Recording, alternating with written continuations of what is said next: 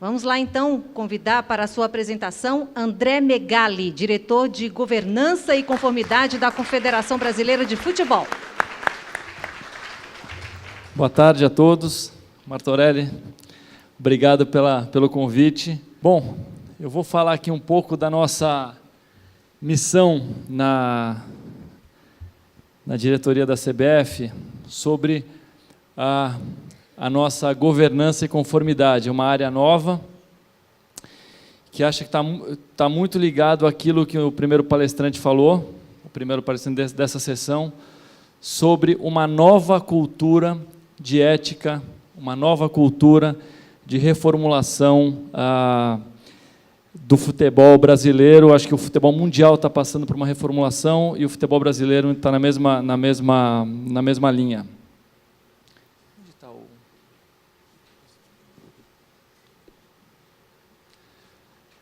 Bom, eu vou fazer uma rápida introdução, falo um pouco da diretoria, estrutura de integridade, que é bem ligado a isso que você mencionou, né, sobre essa nova onda de integridade e ética, alguns resultados importantes que essa gestão já alcançou na CBF e o nosso CBF Social.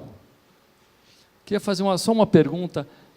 Algum, fora Martorelli e Pedro, algum advogado aqui na sala? Não? Fora a Bia? Alguns, tá bom. Só para eu ter medir aqui a nossa... Bom, a CBF ela tem uma obrigação de... Claro que a missão dela é regular e governar o futebol a todo nível nacional, mas a gente tem dois objetivos mais óbvios, que é desenvolver seleções nacionais vencedoras, obviamente, e regular e manter competições nacionais, aí estamos falando de seleção brasileira e clubes. Aqui um pouco da nossa estrutura. Áreas operacionais, seleções, competições de registro, transferência e licenciamento. Áreas estratégicas, marketing e comunicação.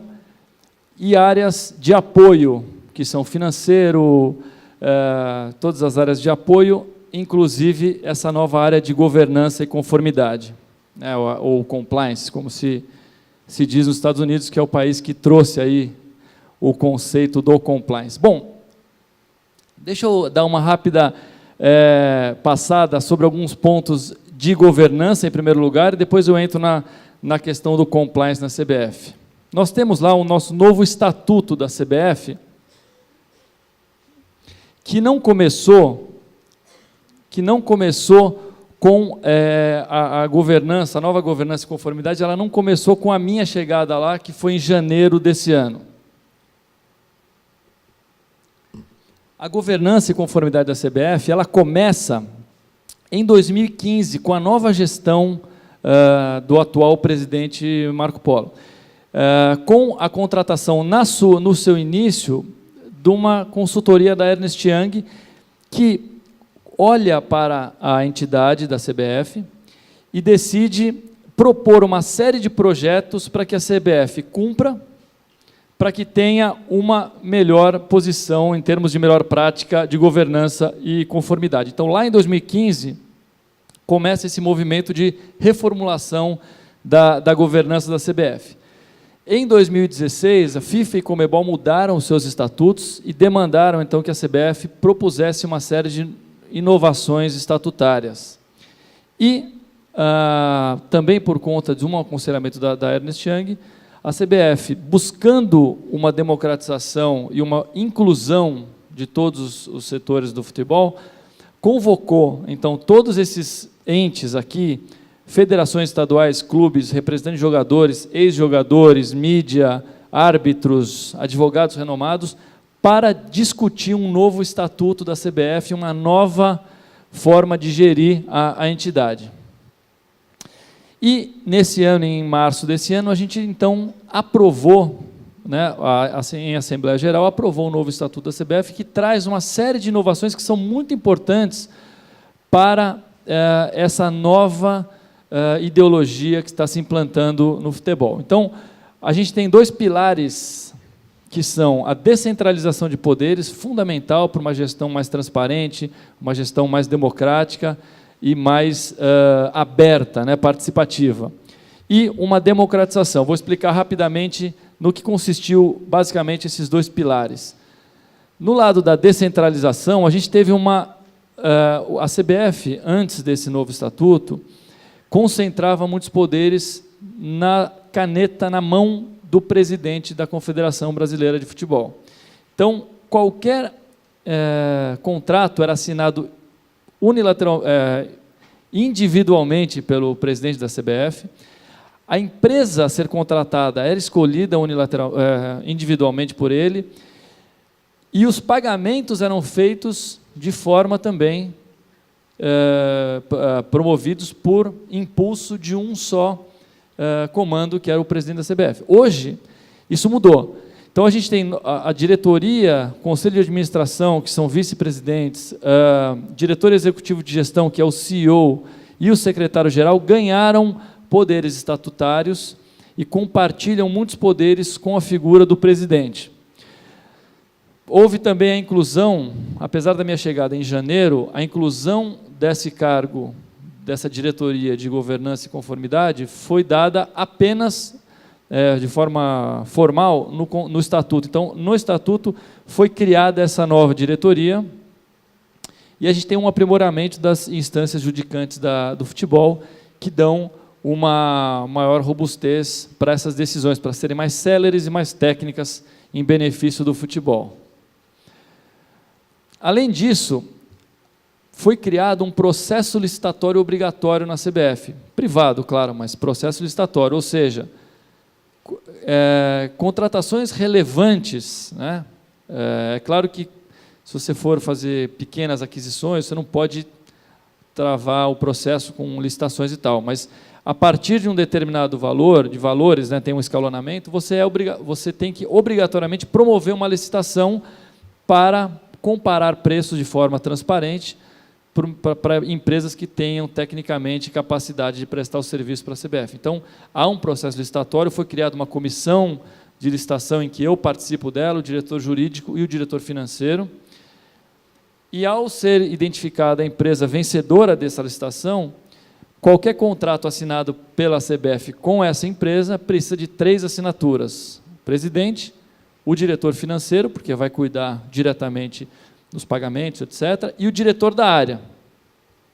Então, aí você tem 3 diretores no comitê de licitação e mais 3 assinaturas no contrato, sendo que o diretor financeiro está nas 2, então a gente tem pelo menos 5 diretores ou executivos da CBF que precisam estar necessariamente no processo de contratação dessas entidades, né, e se responsabilizando pessoalmente porque estão lá firmando, colocando a sua assinatura nas contratações. Então, isso muda muito um panorama de concentração de poder que havia anteriormente para uma coisa muito mais aberta, né, em que você, para que haja alguma coisa não regular, você precisaria, em tese, de uma concordância de 5 executivos.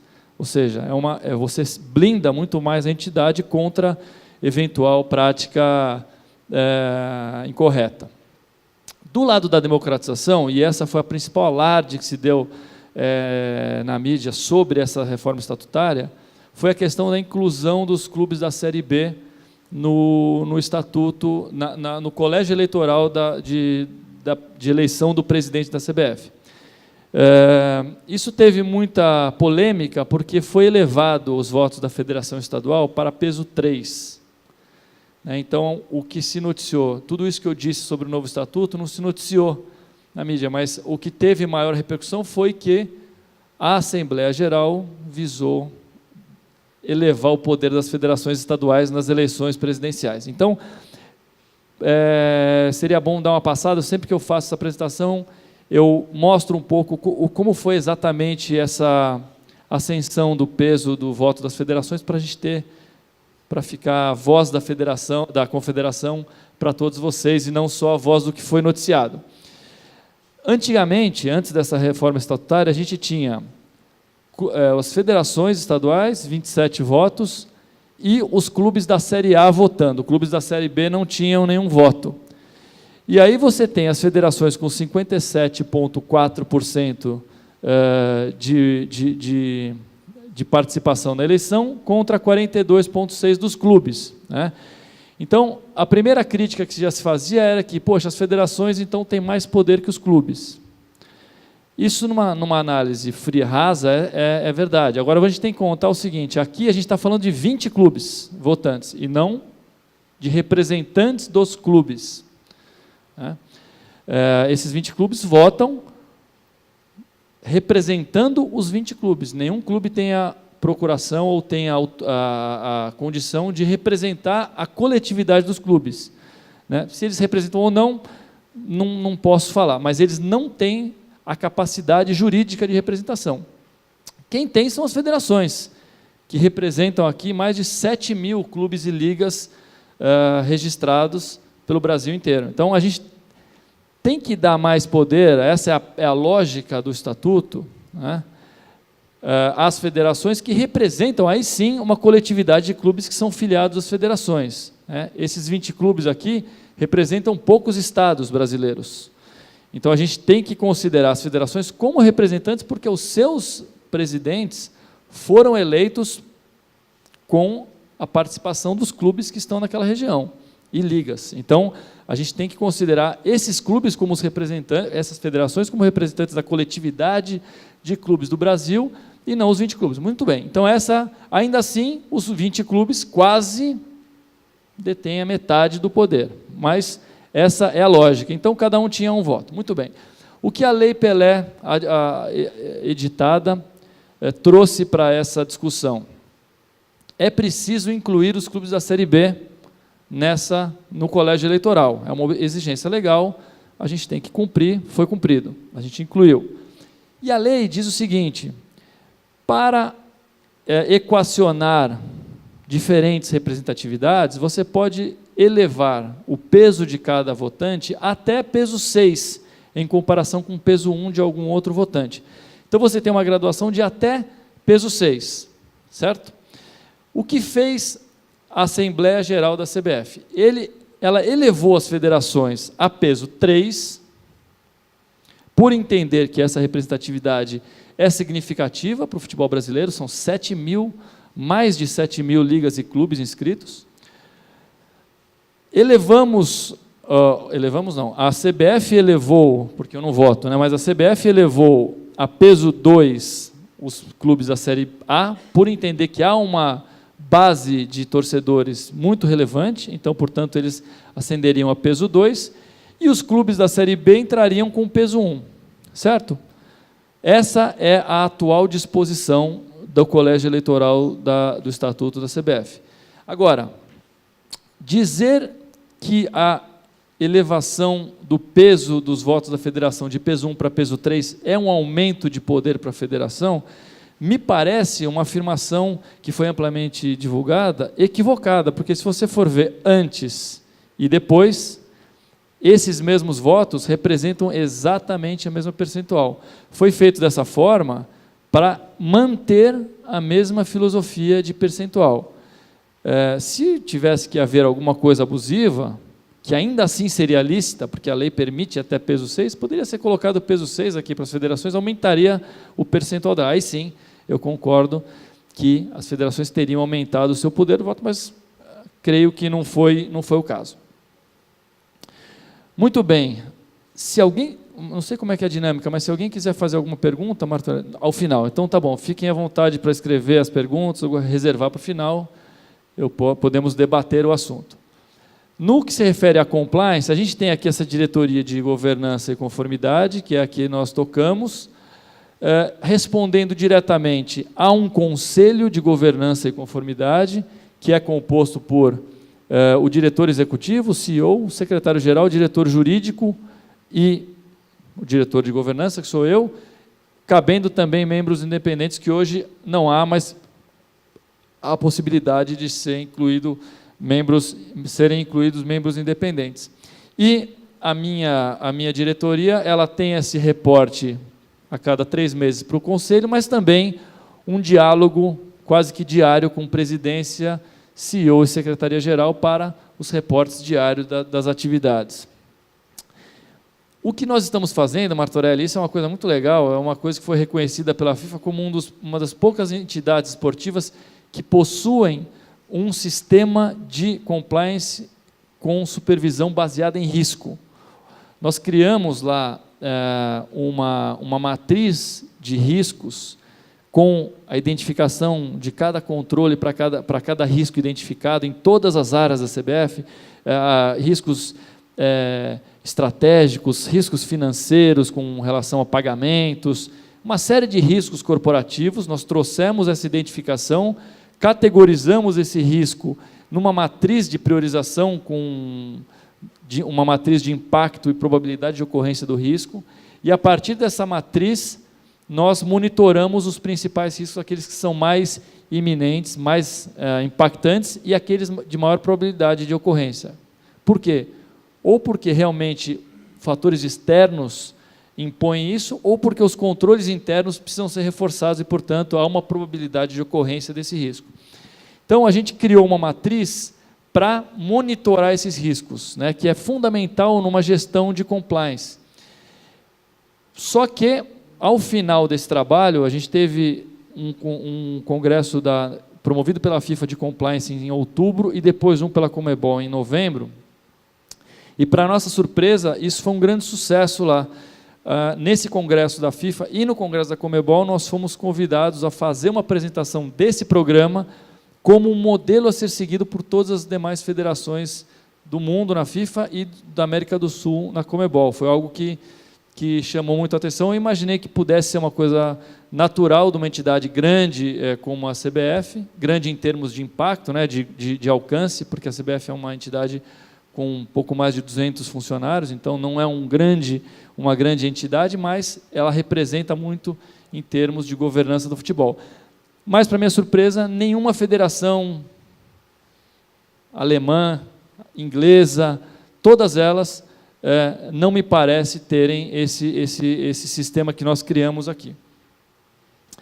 E, além disso, para esse ano, a gente ainda está conseguindo registrar, certificar as áreas operacionais da CBF no sistema do ISO.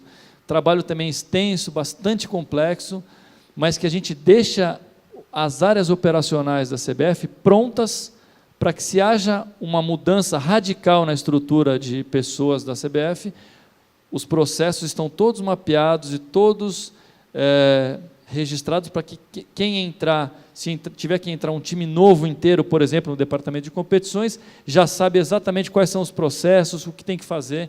Então, a gente também está certificando uma coisa muito interessante. Martorelli, meu horário como é que está? Eu vou chegar lá já. Na estrutura de integridade, a gente tem 3 frentes também que foram fundamentais de mudança de paradigma da CBF.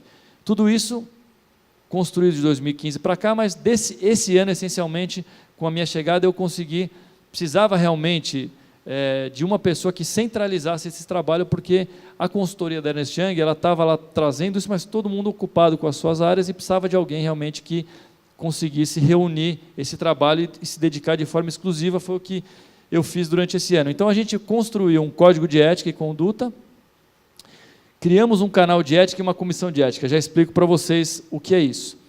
O código de ética é um código que se aplica a todo o mercado, não só a CBF, mas as federações, clubes, atletas, intermediários, a todos do mercado, né, porque ela basicamente visa estabelecer relações éticas que são universais. Então, a gente tem isso, não há nenhum problema em ter essa transversalidade em todas as camadas do futebol. Então, a gente trouxe para todos eles esse código, e, basicamente, alguns temas importantes. O relacionamento com a administração pública, muito importante, a questão de lei anticorrupção, a gente tem que atentar muito para ter uma relação salutar, porém muito ética com a administração pública, com terceiros, né, todos os nossos prestadores de serviços, patrocinadores, etc. A questão de conflito de interesses, que é muito importante no futebol, nós temos que atuar em benefício do futebol brasileiro, da entidade CBF, e não em nosso benefício próprio, né? E a gente passa esse conceito para para os clubes, para as federações, né, para o sindicato. Você tem que atuar em defesa da entidade, não em defesa própria, como deve ser. E a integridade das competições, também mencionada aqui na primeira palestra, há lá um capítulo falando de integridade nas competições, a questão de atenção para apostas indevidas, questão de pagamentos para alteração do resultado de partidas, para todos os árbitros participantes da competição, etc. Então, está tudo lá, que a gente tem uma vedação importante para isso. Com penalidades severas, desde advertência, passando por multas importantes, até o banimento, que é uma penalidade até discutível juridicamente, mas a gente fez questão de colocar, para se houver uma coisa muito grave, a gente tentar essa punição. Pode ser discutida, mas a gente acha que, pelo menos foi entendido que ela pode estar presente no Código. Criamos uma coisa absolutamente inovadora também para o mundo do futebol, que é o canal de ética. Quem entrar no site da CBF hoje, no seu quadrinho do lado direito, tem um quadrinho azul escrito Canal de Ética.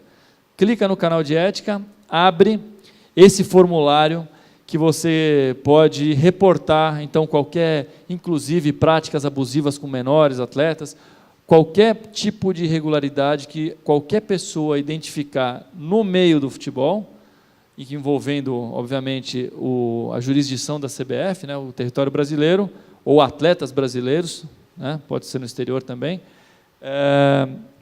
eles podem ser reportados para a CBF, e esse reporte vai direto para uma comissão de ética, que eu vou explicar agora, uma comissão independente que faz o processamento e o julgamento desses casos, ou seja, absolutamente independente da CBF, apesar de custeado, obviamente promovido, criado pela CBF, é um ente totalmente independente, com a atribuição, né, independente, ou seja, pode ser que tenha alguma denúncia contra a minha pessoa, inclusive, e eu não, mesmo o diretor de compliance não tem conhecimento, porque deve ser tratado com independência e autonomia.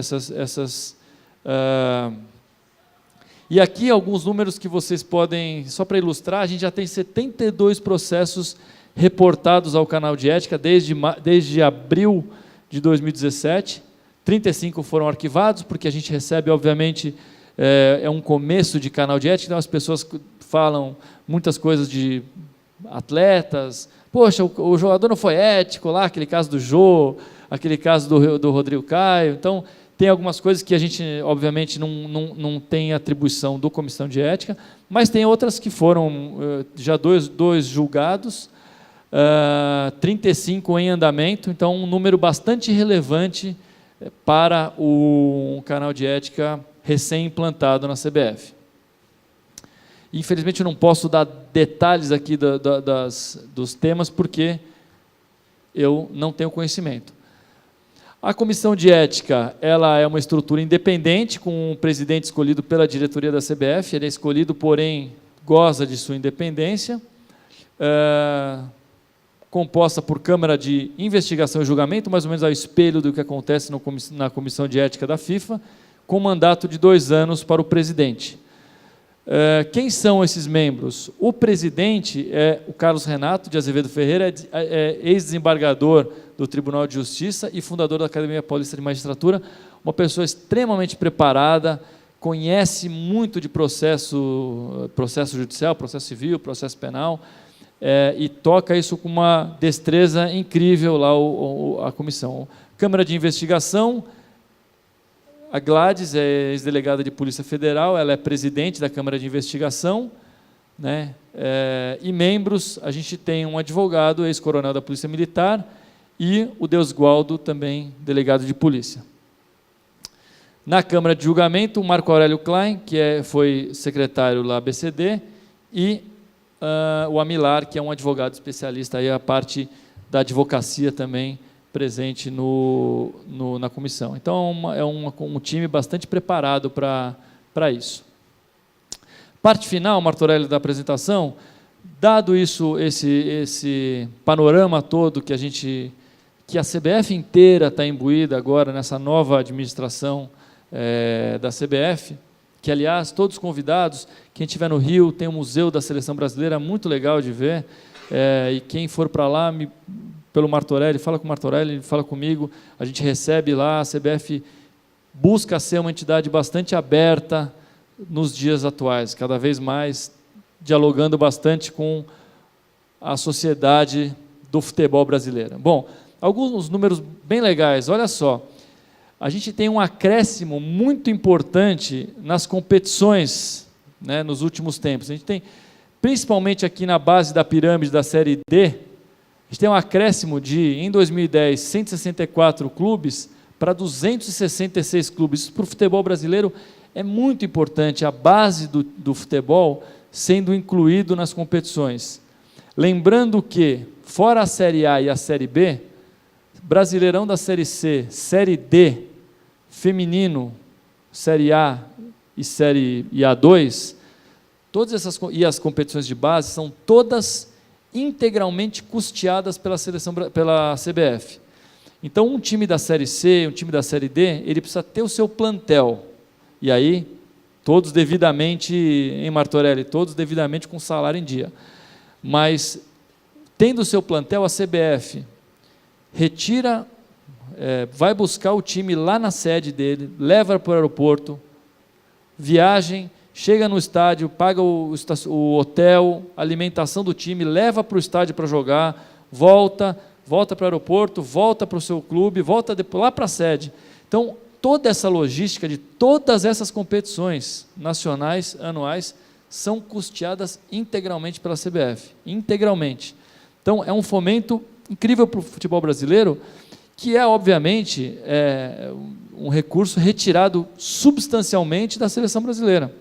Então, quando a discussão de separar, tem uma discussão para uma outra oportunidade, mas quando a gente fala em poxa, por que não se separa, né? Seleção brasileira fica com a CBF, deixa os clubes gerirem as competições. Precisa custear tudo isso, e esse custeio é todo vindo da seleção brasileira. Então, há uma justificativa, uma lógica nesse sistema. Isso não é caro, fazer toda essa logística para todos esses clubes, inclusive com relação à responsabilidade a tudo isso, né? E a base aqui também, eu ressalto o feminino, claro, com um investimento incrível. O futebol feminino ano passado foi super bonito, Santos, Corinthians, Amazonas, jogos lotados lá no Amazonas, futebol feminino, uma coisa, inclusive com jogos com um público maior do que jogos da Série A1 do brasileiro. Então, foi super bacana e eu acho que isso tende a crescer. E a base também, um aumento de 305% de competições, fundamental. A gente vai ter mais 3 competições de base para o ano que vem, sub-17 feminino, sub-15 e sub-17 brasileiros de base. Muito importante aqui para a nossa pirâmide. E no lado operacional, houve também um avanço muito grande de jogos da CBF. Quem acompanha o futebol de perto pode ver a parte operacional de jogos, né, a identidade do torneio. A gente está com uma marca do Campeonato Brasileiro agora sendo bastante exposta, muito mais organizado aqui. Os túneis de acesso, todas as pessoas dentro de campo devidamente uniformizadas com esses coletes, com planejamento prévio para saber quem pode ficar onde, não pode mais aquela bagunça toda no campo, não pode mais isso, né?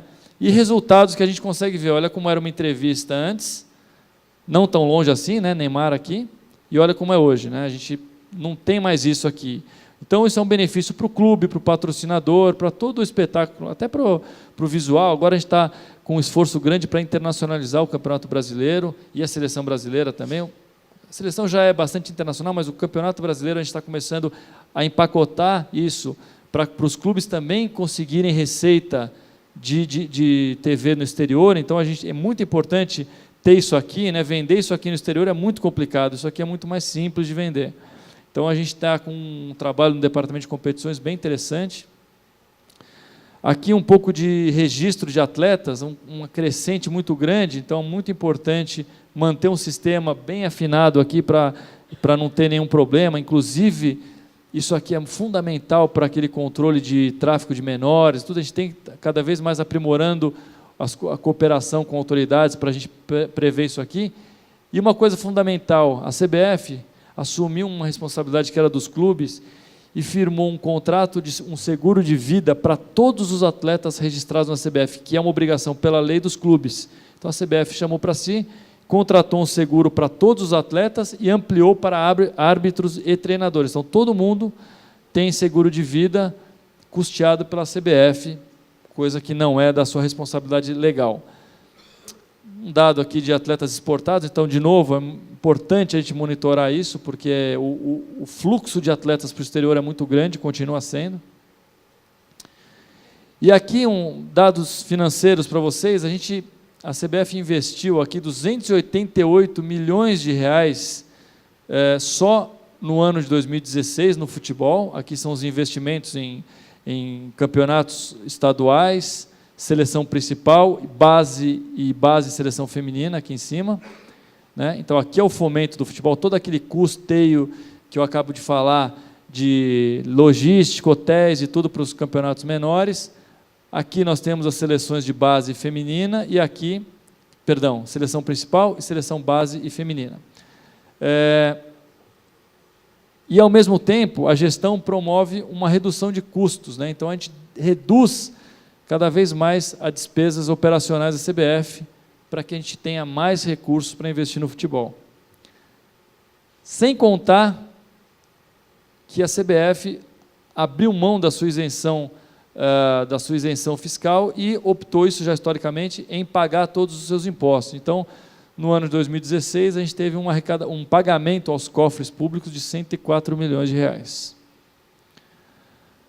Na área então isso eu acho que reflete muito, é óbvio que os resultados dentro de campo são dos atletas, da equipe técnica, mas eu tenho convicção que todo esse movimento de reforma da CBF traz uma tranquilidade, traz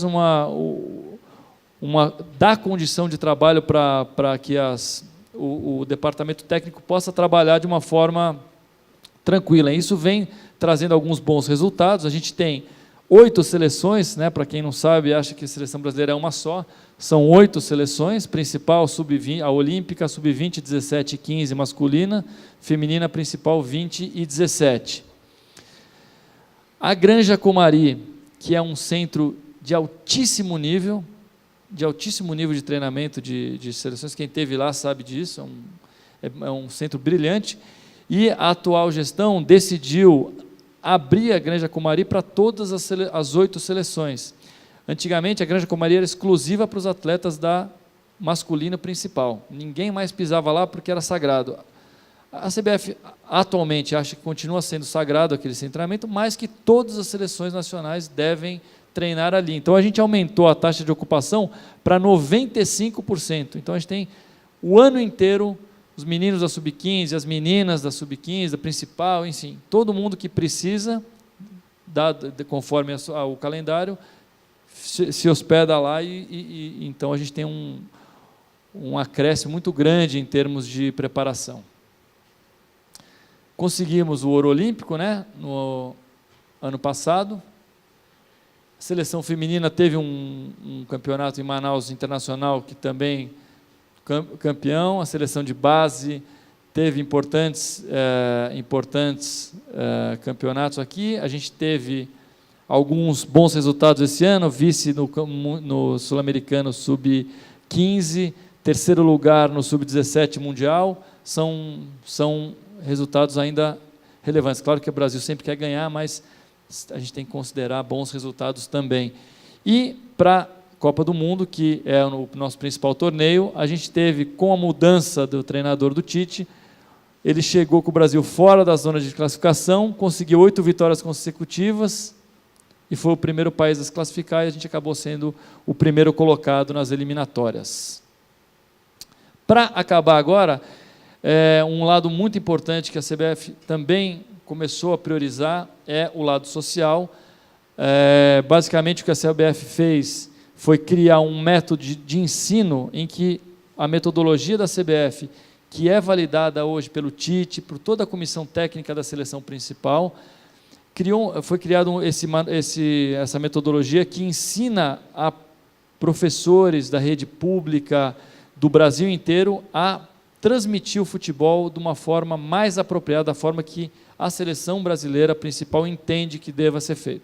Então, esse metodologia está sendo passada para os professores, isso já acontece em alguns programas pilotos já hoje, e para o ano que vem isso vai se expandir para o Brasil inteiro, né? E a partir daí a gente vai ter, então, aquela criançada que precisa, que gosta do futebol, no contraturno escolar, quer dizer, você tem a aula de manhã e no contraturno, esses professores vão ministrar aulas de futebol conforme a metodologia da CBF. Então, a gente pretende, isso não visa buscar talento, isso visa tirar os meninos do lugar errado e colocá-los dentro do campo, e aí sendo treinados da melhor forma possível para garotos da idade que eles serão treinados. Então, para fechar, eu só vou passar um vídeo de alguns minutos, Martorelli, sobre o nosso CBF Social.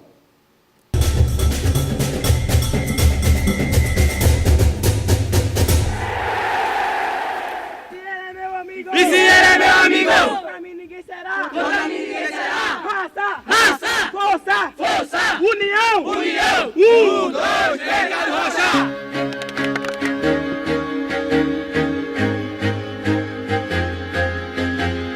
O que é o futebol para vocês? É a coisa que eu mais gosto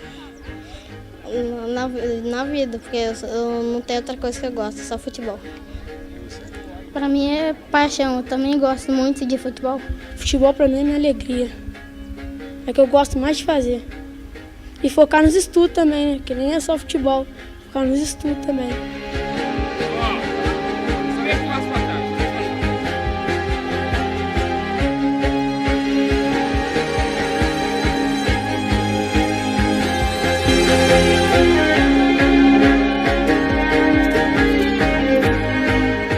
Ali aquele monte de criança ali, eu realmente quis ali só para dar um abraço, brincar um pouco, que às vezes pra gente não é tanta coisa, mas para eles é muito, então é legal ter esse carinho.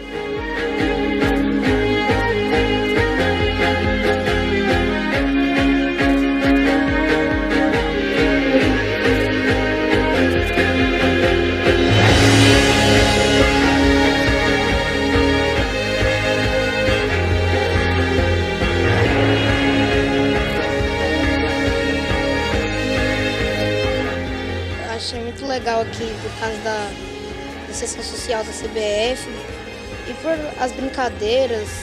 Você tem sonho de ser jogador de futebol? Qual posição que você quer jogar? Sim, eu tenho um sonho sim, eu vou jogar lateral esquerdo.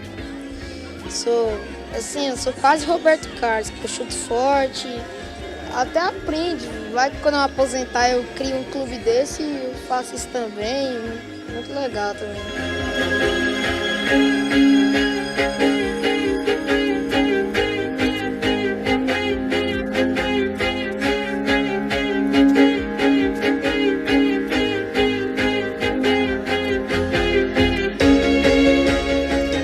Grande emoção estar aqui, pois eu nunca tinha assistido um jogo do Brasil, né?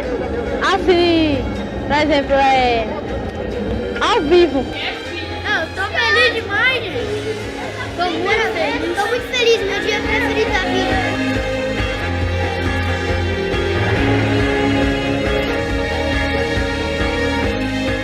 Eu abracei o Messi, não tô acreditando, velho. O que você fez? Você esticou a mão? Eu estiquei, ele bateu, ele piscou o olho, e depois ele foi e me abraçou.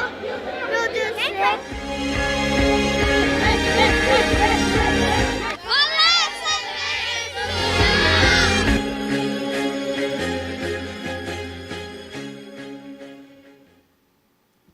Isso aí. Obrigado.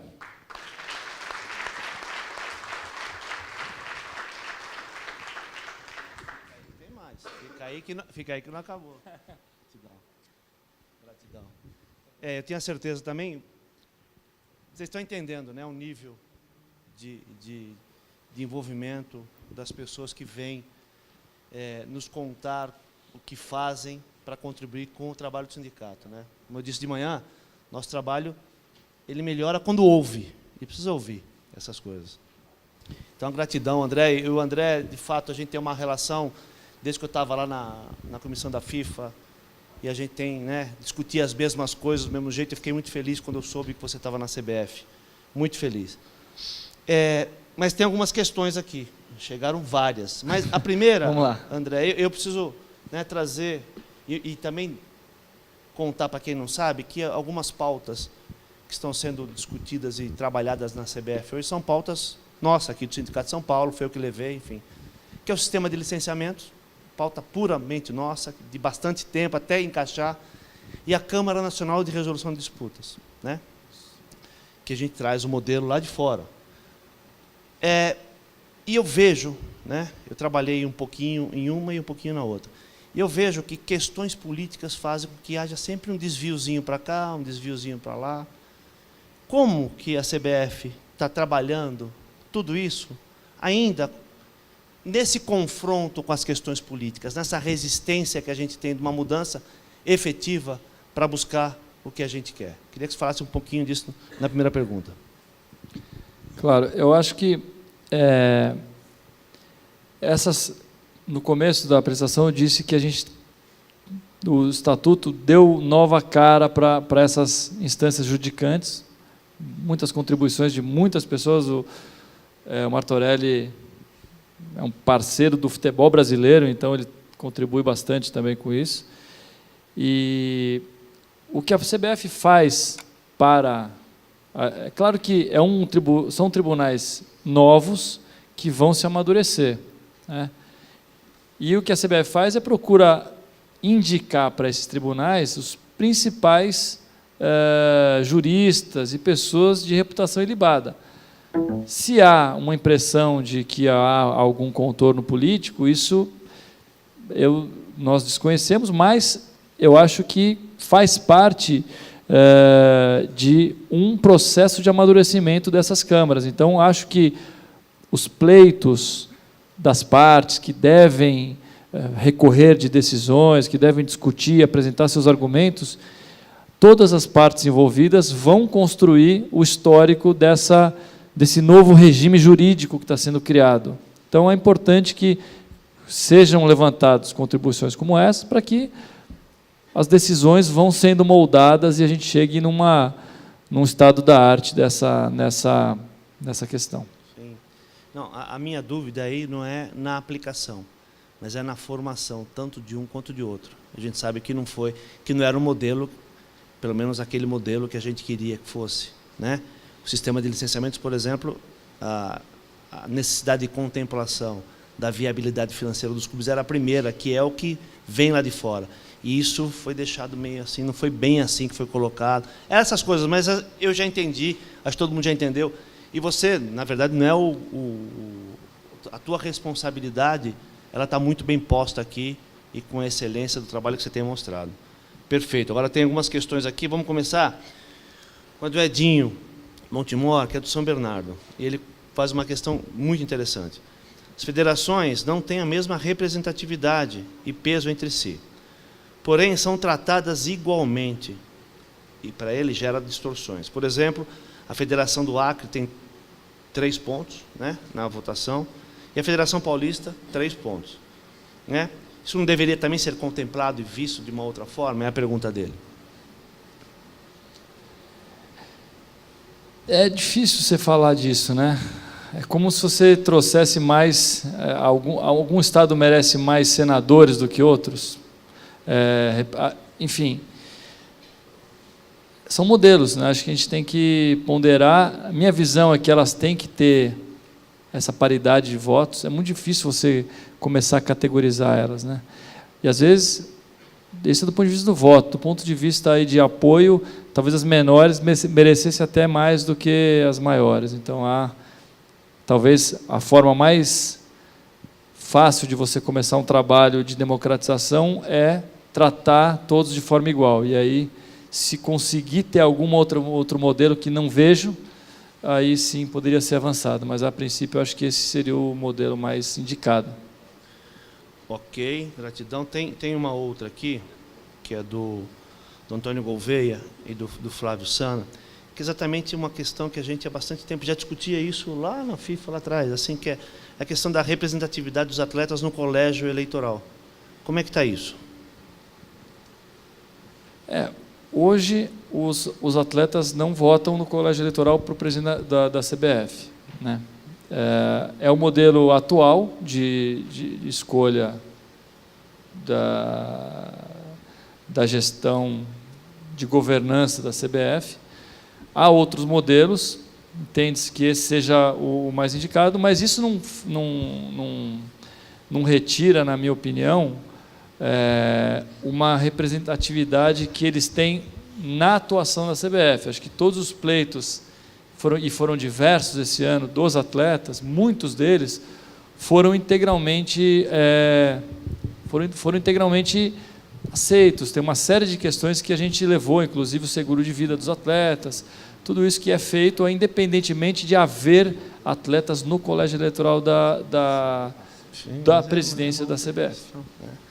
Perfeito, André. Como a pessoa está perguntando, eu estou repassando para você. Eu teria outras tantas, mas enfim. O debate é Quem agradável. controla o acesso das mídias ao atleta em campo, do atleta em campo? Existe uma moderação de distribuição dessa acessibilidade? Quem controla o acesso das mídias do atleta em campo? Não entendi também. Das mídias? Entendi. Talvez aquela coisa da marca que você mostrou. Não sei, também não entendi. Não sei, se alguém quiser completar, a gente não entendeu a pergunta. Pois é, pedi para refazer.